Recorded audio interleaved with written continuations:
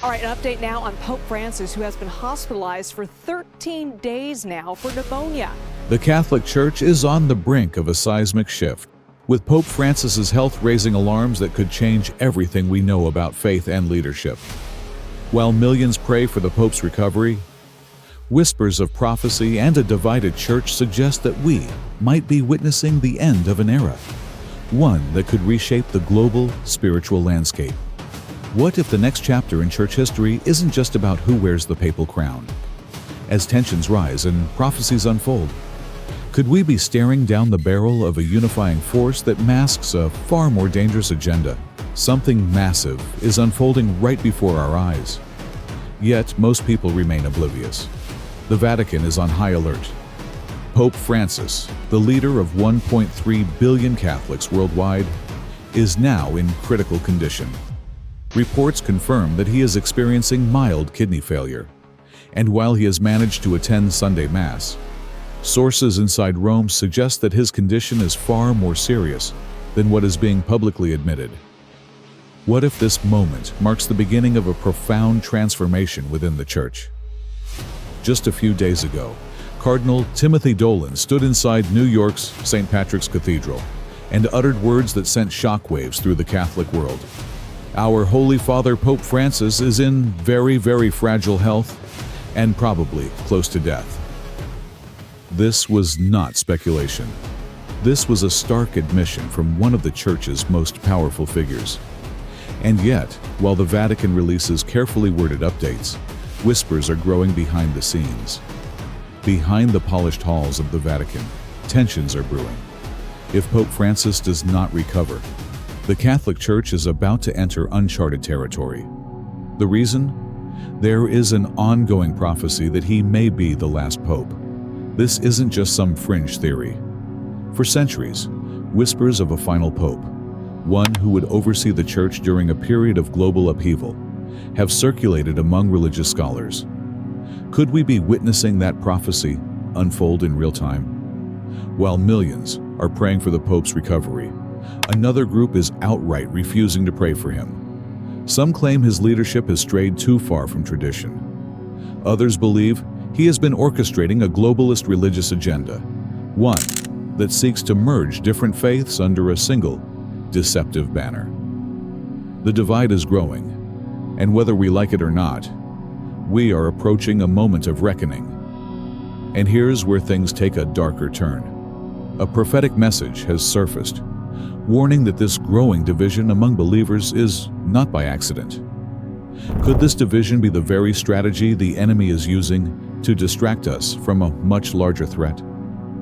According to this revelation, a greater war is taking place in the spiritual realm, one designed to keep Christians distracted, angry, and divided, while the real enemy advances unnoticed. The message is clear. Why do you allow the enemy to tear you apart? Why do you fight each other when the real war is against the one who seeks to destroy you? These words are not just about Pope Francis. They're about a larger deception, one that is turning believers against each other while a global transformation unfolds. The Vatican is standing at the edge of a seismic shift, and once the dust settles, the Church may never look the same again. For decades, Christianity has been comfortable. People have practiced their faith without fear, without urgency. But that time is over. The message is clear. The era of lukewarm faith is coming to an end. A testing period is about to hit the world, and only those who are truly rooted in the truth will be able to withstand what comes next. What does that mean in real-world terms? It means believers can no longer afford to argue over minor doctrinal differences, while the enemy strengthens his grip. It means the days of casual Christianity are over. The coming deception will be so convincing, so seductive, that even those who consider themselves strong in their faith will be at risk of being misled. This isn't speculation, it's a warning. And what happens next will send ripples through every corner of the world. Here's where things take an unexpected turn. If Pope Francis does not survive this crisis, the world will witness something it has never seen before: a Vatican in total transformation. The church is already bracing for impact. High-ranking officials know what's coming, and they are preparing behind closed doors for a leadership battle that will shake the very foundations of Catholicism. But this isn't just about who will wear the papal crown. It's about what that new leader will bring with him. There is a growing belief that the next pope will not be just another religious leader. He will be something more. He will rise in power not only within the Vatican, but on the global stage. His words will be magnetic, his influence undeniable, and yet his real mission will be far more sinister than most will realize. At least, not until it's too late. The warning is clear. Watch carefully. The moment Pope Francis is no longer in power, we will enter the final stretch of a prophetic timeline that has been set in motion for centuries. The Vatican will not just replace one pope with another. It will usher in a new era, one that will either unite the world under a false peace or mark the beginning of the greatest spiritual battle humanity has ever faced. For decades, leaders from different religious backgrounds have been working toward an undeniable goal: a unified spiritual system that erases the lines between faiths. The next leader to emerge from the Vatican won't just focus on Catholic doctrine. He will speak a language that appeals to Muslims, Jews, Protestants, Hindus, even atheists.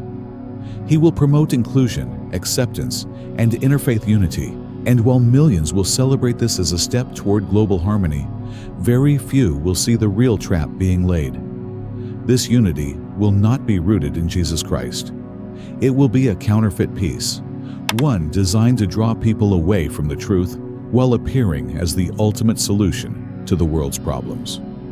Pope Francis has already laid the groundwork. His interfaith meetings, his push for universal brotherhood, and his statements about different paths leading to God have all paved the way for what comes next. But once he is gone, his successor will take things even further. Expect to see massive global gatherings where world religious leaders stand side by side, pledging to work together for the common good. Expect to see a new spiritual movement, one that will seem harmless at first, but will eventually demand total allegiance. And when that moment comes, it will be too late for those who haven't been paying attention. But this shift won't be confined to just religion. The moment the Vatican enters this new phase, global political structures will begin to tremble.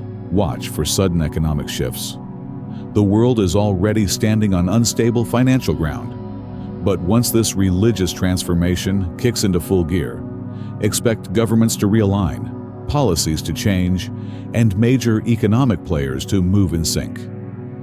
The chaos in the spiritual realm will manifest in the physical world. And make no mistake, this isn't just about church politics. It's about control.